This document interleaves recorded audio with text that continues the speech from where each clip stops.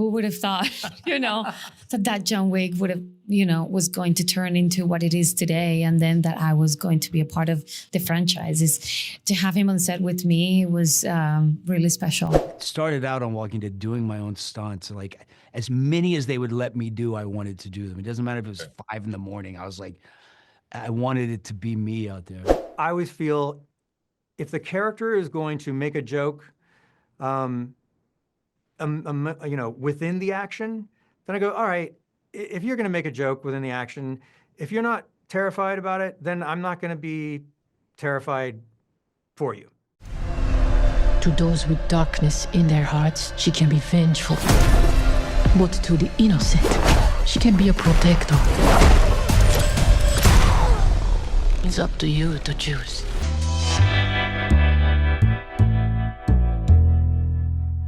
Your fighting style is different than John Wick's. It's much more like feral and aggressive. And I was wondering if you could talk a little bit about that, because I was blown away by your fight scene, especially with Daniel Bernhardt. Yeah. That looked amazing. Yeah. She is fire because she's very, she's in pain. The character is in pain. She's suffering, and she's turning that suffering into anger, and that anger into, that kind of like aggressive, rough kind of fighting. And even though she's been at the Ruska Roma training for so long, when the emotions get in your head, it's hard to shake them off, and she's not, we didn't want to do a female John Wick. Sure. She's Eve Macaro, and that had to happen. Like, we needed to discover her and who she is. And she can be really gracious and clean when she wants to, and when she's thinking straight, but when she's not, it's just full on rage, And I know that you and Keanu go way back, all the way to Knock Knock, which I really like. And I just wanted to know what was it like working opposite him as John Wick. It was pretty surreal because I met Keanu when he did the first John Wick, and who would have thought, that John Wick would have, was going to turn into what it is today, and then that I was going to be a part of the franchise. To have him on set with me was really special. Well, thank you very much. It looks amazing, by the way. Thank you. Hey, I'm Chris Bumbray with JoBlo. Nice to meet you, Norman. What's up? How are you, man? I'm good, man. So I gotta ask you, when you were approached to join the John Wick universe, how was you must have been psyched, right? I would imagine that you were a fan of these movies going in. Yeah, I mean, everybody's a fan of these movies. I was super excited. Yeah. I had met Keanu before, and I had him on my motorcycle travel show. Sure. And I texted him when I got this job, and he was like, "Wait, you're in it?" And I'm like, he didn't even know. So that was cool. But yeah, I'm a big fan of these movies. I've watched all of them like 12 times. I've even freeze framed on them and been like, the first time I saw him like flick a cartridge out of a gun, I was like, whoa, rewind that. That was awesome. But yeah, I was super thrilled to be a part of it. I still am. When you sign on and you do like a character that you have that has kind of this, there's almost like a mythology around it. And I do feel like there's a story about your character that we haven't seen yet that maybe we'll see in the future. Do they kind of give you a character guide to go along with it so that you can fill in kind of these aspects? Because I mean, as a viewer, I definitely filled in certain things, but is there like a guide? Is there like an extended universe mythology that you guys work from? Well, I mean, I knew that, his father was the head of this faction of the group, this assassins group, and they came for money, obviously, because they're all loaded. And what I took from that was that what Daniel went through growing up in this is the same thing that Eve goes through growing up. You've got loss, you've got a different sort of lifestyle where you're isolated. You can't really communicate. You don't really have a life, right? They kind of own you. But he has his daughter, and his daughter's going to grow up like this. So sort of like her character, he's willing to fight all of them. He's going to fight till he can't fight anymore, to save her, so that to give this daughter of his a real life. She's got a revenge story. She's willing to fight them all for this revenge aspect, but Daniel's gonna fight them all to save this little girl. He's gonna take this little girl, he's gonna run. He's ran as far as he can run. Now he's hiding out in the hotel where you're not allowed to get him. And he's trying to figure it out. He's trying to do what he's got to do to get out of here and get her away. And then they run into each other and have like a mutual mission, right? I could put all those things together and come up with a backstory, you know, his childhood, what it was like growing up like this. They're obviously very wealthy. I'm sure, you know, they have, you know, this and that, but there's this lifestyle, and the lifestyle, you know, outweighs the other, you know, whatever good parts there would be. But he's not going to let his daughter go through this. So he's like, he'll fight until they get him. You know what I mean? Well, you also have one of those classic John Wick long take action sequences too, where the choreography really intense. What was that like? What's a different fighting style than you would use? You know, you do a ton of action with on The Walking Dead, but very different type of action with this. What was that like? It's much different. It's very choreographed. It's very it's lit a certain way. It's very stylized. It's for the movies, you know. So it's a lot of, you know, this for a long time, you know. In Walking Dead, you find something sharp and you try to end this as soon as possible, right? I've started out on Walking Dead doing my own stunts, like as many as they would let me do, I wanted to do them. It doesn't matter if it was 5 a.m. I was like, I wanted it to be me out there, you know. After 14 years plus, you're kind of like, you know, I have a rotator cuff injury. Like, you're like, who's got the Advil, you know? But this, I was mostly worried about the math of it, because not just the fighting stuff, but it's like, okay, that piece of the wall is going to explode. That's going to explode. Bang, bang, bang, duck, explosion, bang, duck, explosion, bang, duck, marbles flying this way, you know. So that's what I was worried about. You know, I've done movies where squibs have gone off in my face. Sure.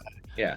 I've had so many black eyes for real on Walking Dead that they'd write them in the scripts at some point. You know, I've been pistol whipped. I mean, I've had so many injuries, so many ambulance trips, and so forth, that now what I think about is, okay, what's this made of? And that's exploding on 1, 2, bang, duck. Okay. You know, so I'm good at action.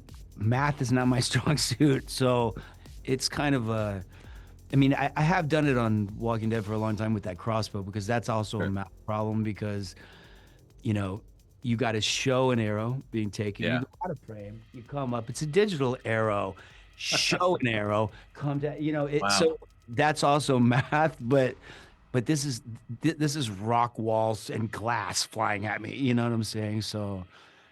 Well, and that realism too kind of adds to it, right? Where the fact that it's not all just CGI, like there's you know, you can sense the danger in some ways that you guys are in. You can have a phenomenal stunt team and a phenomenal practical effects team. You know, so it's you feel very safe. There's just a lot happening all at once, so you have to sort of, you know, don't open your eyes, you know what I mean, and keep your mouth shut when this, you know what I'm saying? So there's a lot of that stuff happening. You know, they handed me a shotgun. I'm like, fantastic. I know shotguns. You know, boom, boom. Like I can do all of that, but like walls exploding around your head, I'm kind of, you know, 1, 2, 3, bang, duck, you know. What was it like working with Ana De Armas on this? Because I thought she did a great job in the lead, and I thought that you guys had a nice. I liked seeing you guys fight side by side. It was a nice. It was a nice contrast, because your fighting style is very different than her fighting style, and I like that. They're not everybody's doing the same thing. You know, I liked her the minute I met her, and when two people like each other, they can work through it and make it great. You know. You know, you're around in this business long enough, like, you know, someone walks in the room the first day and you're like, okay, this is gonna be rough. You know, it happens. It happens with every job, I guess. But when she walked in the room, we got on great, and it's like, let's go to work. You know, and it's you can't really fake personalities, right? Sure. So when two personalities mesh, you know, you can get through it, and it's going to be a good. It might not be easy because there's so much going on, but you can make it work. And at the end of the day, it's a high five, and I'll see you tomorrow. So that's great. She was very focused. She was very, into her role, but also into the I mean, this is a lot of fighting more than anything on these movies, and she was very determined, and you know, they'll make you look good, but you have to put in the work for them to be able to do that. And she was on it every day. You know, Len and her, they were very focused. So I'm not a small talk guy. I'm just not that guy personality wise. But I could tell the minute when you walk in if, okay, this is gonna work or not, you know, on screen or off screen, and it worked. So Chemistry. She's great. Yeah. Chemistry. Okay, my last question for you, I have to ask you because at JoBlo, and it's we're huge fans of the Boondock Saints series. It's got such a huge following with us.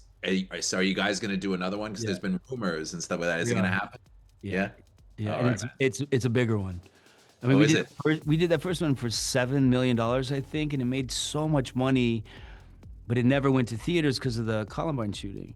Yeah. So nobody would touch it. So Troy, the director, he rented out 2 theaters just to show it to the crew. So the rumor was it only made 2 theaters, but they didn't even sell tickets to those 2 theaters. He just rented out the theaters. So, you know, it was the problem or the challenge is making a third with money with that sort of indie energy to it, you know? So right now we're finding that. But yeah. Well, it's funny. 27 years later, man, that movie's still, that's one of the biggest cult movies of all time. So, yeah. You know, it's funny because it was back when Blockbuster was around, right? And yeah, it was an exclusive. I worked at Blockbuster when it came out. You know, well, then you can tell me if this is true, but I went into, you know, the people at Blockbuster and everything, they're sending us cakes of Boondock Saints covers, and they're having parties celebrating how much money it's making, whatever. But I remember going to a Blockbuster. I was in California. There was one on Sunset and some shit east of Fairfax, I believe. And I walked in and it was walls of Boondock Saints. And I was like, whoa. And the guy goes, we rent more Boondock Saints than Titanic. Yeah, we never had it in stock. We never had it in stock at our place. It was one of the most not returned movies ever. And we used to always have to call people to get it back. So yeah. Oh, good. Good. All right. Thanks a lot. Thanks for your time. Appreciate it. Yeah, my pleasure. Nice to meet you, man. Sure. Chris Bumbray with JoBlo.com. How you doing, Len? I'm doing good. One of my favorite sites. Oh, thanks, man. Thanks. Absolutely. So I really enjoyed the movie. I had a blast with it. So is it true, though, that the script, when it was originally written, it wasn't actually part of the John Wick universe, that was actually something that was changed a little bit later on? That is true. It was Okay. it was called Ballerina. It was a Shay had done a draft a while back that had similarities in terms of just like a tone. I think Basil and Thunder Road, they were at the same time thinking about doing introducing a female character into this world, and so they talked to Shay, brought in me, and then so based off of that core idea about the script, one of the things that was very present in that script was the town of assassins. Sure. Yeah. And I was really drawn to that because it felt much more like a cult Yeah. than necessarily the tribes of assassins that we've seen in the series so far. So that was one of the things that I really wanted to keep and explore it more, and how it presents a different argument, I guess, or way of life than a lot of these other tribes. You can raise a family. You don't have to sacrifice so much in the life of an assassin. Have a family, have kids. A glitch being, yes, you have to raise your children to be killers, but if you're okay with that, it sort of works out. Relatively normal life. Yeah, so those elements were the ones that stayed. I tend to revamp the action anyways. Sure.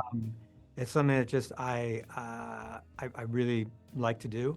But yeah, started as a different script. So can you talk to me a little bit about your approach to action in this one, particularly because you did do some of the best, one of the most famous movies with a female action protagonist ever, the Underworld series. Can you talk a little bit about though the differences in action in terms of this one compared to those movies? Whereas, you know, in Underworld, she's a vampire, she's got powers and stuff like that. In this one, you know, Ava is mortal to a fault almost. Yeah. So it's an interesting contrast because the action is totally different. It is totally different. So with Underworld, also because I'm dealing with vampires and werewolves and immortals, different kind of action in terms of the vulnerability that those characters, you know, do and don't have. And also it was an era of a lot more, that action was a lot more wire. Yeah, wire food. Again, it's also of it's, you know, a supernatural character, but also it was of that time. Yeah. Of using a lot of wire work and wire assisted stuff. And so what is quite different on Ballerina is it is grittier. It's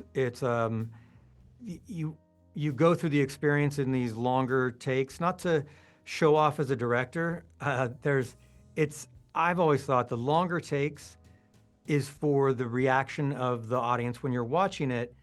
I think just something inherently happens when, especially if it's an actor based, and if you see that it is Ana doing this action, the longer takes I think are unsettling. Sure. It makes the audience go, oh my God. Like this is still like, ooh, it seems the level of danger seems stronger as the viewer than if you're watching something that's cut up. And I think audiences are sort of used to that. And to me, I think it's the difference between, say, Underworld, which has more cuts. It's the difference between going, okay, that was a really cool action sequence, versus, holy shit, did that just happen?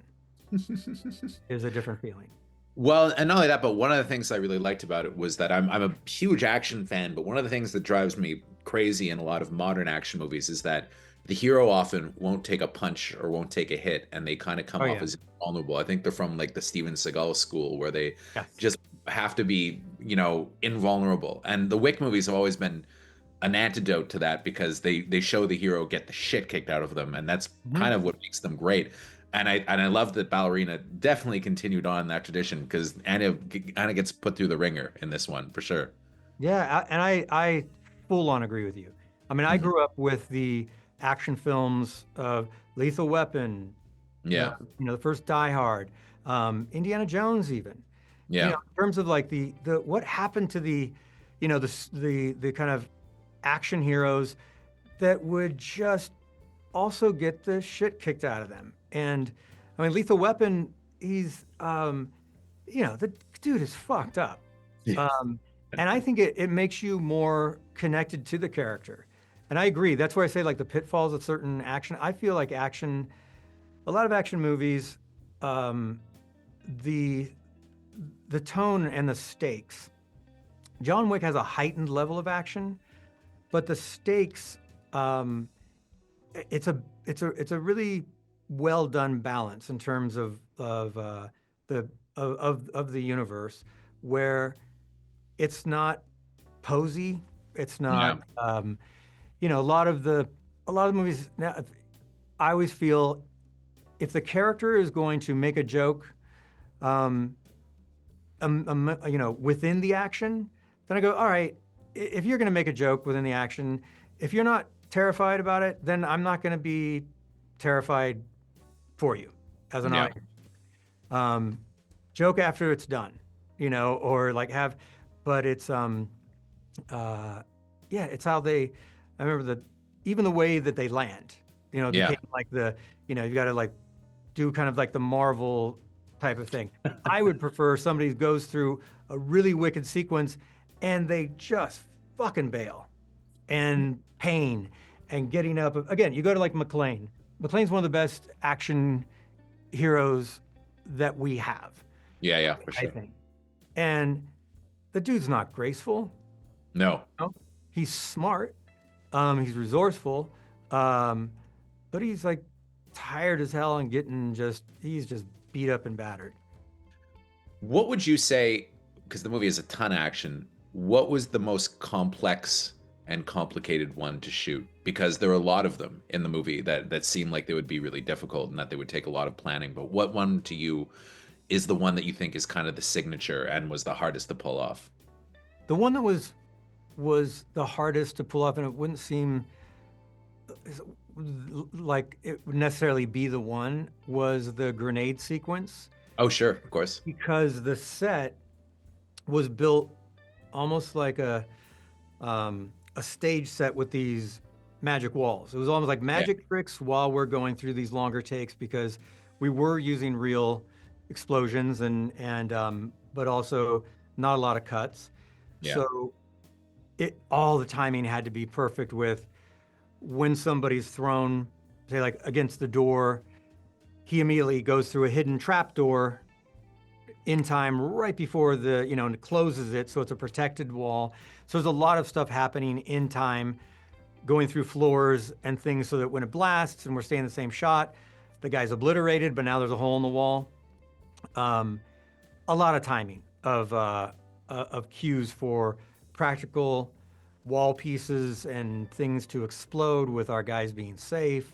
So that one was a tricky one.